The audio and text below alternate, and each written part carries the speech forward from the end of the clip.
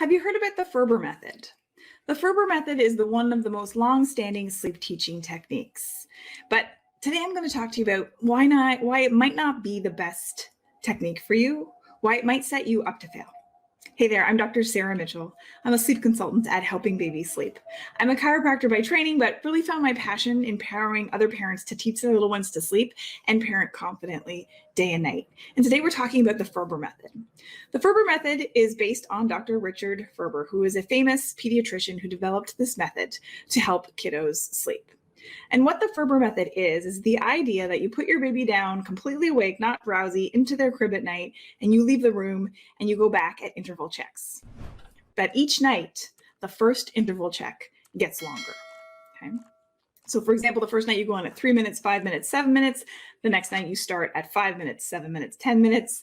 The next night you start at 10 minutes, 12 minutes. It gets longer each night. And the purpose of the checks is just to reassure your child that they have been heard. And the Ferber method is quite famous. In fact, most pediatricians that I know are taught, they tell me that they have been taught the Ferber method in med school. Physicians don't get a lot of training on baby sleep in med school. Think about all the things that they have to learn that kind of trump sleep, really, right? All the medications, the milestone, the developments, everything, the diseases they have to keep track of. They basically get about a 30-minute lecture one day, and it's largely based on the Ferber method. The Ferber method, it can be successful for many people. But from my years of experience in helping parents for over 10 years teach their little ones to sleep, for many people, the Ferber method isn't the way to go because it's too much of a leap from what they were doing. For example, I've had a number of parents talk to me about, they have kiddos that sleep on them, okay? And then they jump to the Ferber method. So here's a kiddo who's been sleeping on a parent for months, always had that warmth, that comfort, that sense of reassurance. And then they go to the bassinet, they're dropped, or the crib, they're put there, and they're left alone. That is too much of a leap. Okay. Yes, there can be kids that it works for, but I find in general that leap is what sets parents up to fail. There are other methods that you can use that can be less of a leap and help set your child up for success. In addition, picking a method at bedtime isn't the only thing that you need to be thinking about, right? In the Helping Baby Sleep method, the art and science of teaching your baby to sleep, which is on Amazon, we talk about how setting your kiddo up drowsy but awake kind of sets you up to fail. But we also talk about different methods other than the Ferber. You also want to be thinking about the pillars of helping babies sleep. Number one is timing.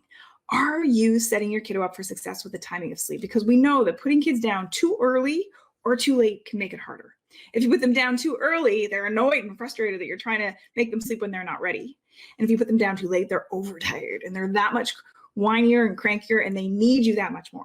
The other pillar is understanding that sleep is a learned behavior, right? The drive to sleep, yes, it's biological, but the way we sleep is actually a learned habit, right? And when you understand sleep from that perspective, wow, that changes your understanding of why your kiddo is protesting being put down in a different way than they're used to, because they have to learn something new. And that's hard, especially when they're tired, right? The third pillar of the Helping Baby Sleep method is being an intentional feeder. So using food, breast, or a bottle for nutrition rather than to soothe. Because what I see happen to a number of people is they use the bottle or the breast as a way to soothe.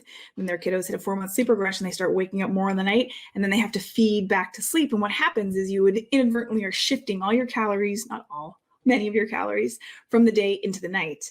And then that actually perpetuates the wake up because they get used to eating at those times. Food can influence your body's circadian rhythm. The fourth pillar of the Helping Babies Sleep method is messaging. So are you communicating change to your child through your actions and your words and being very consistent about it? So this is the purpose of the nap time and bedtime routine. They should look very, very similar, right? Telling your kiddo that it's time to sleep. They're a set of cues that come together to message the same sequence of events each day that sleep is on its way. And then the fifth pillar of the Helping Baby Sleep method is responding. And this is where it's all about choosing a technique, right? Whether that's the Ferber method or what we teach in the book, we give you two different choices and we give you explanations on why what method might be better for you. We talk about the attended method and we talk about interval method, which is not unlike Ferber, but each night the intervals do not get longer. It's very consistent. Okay, and what works better for who?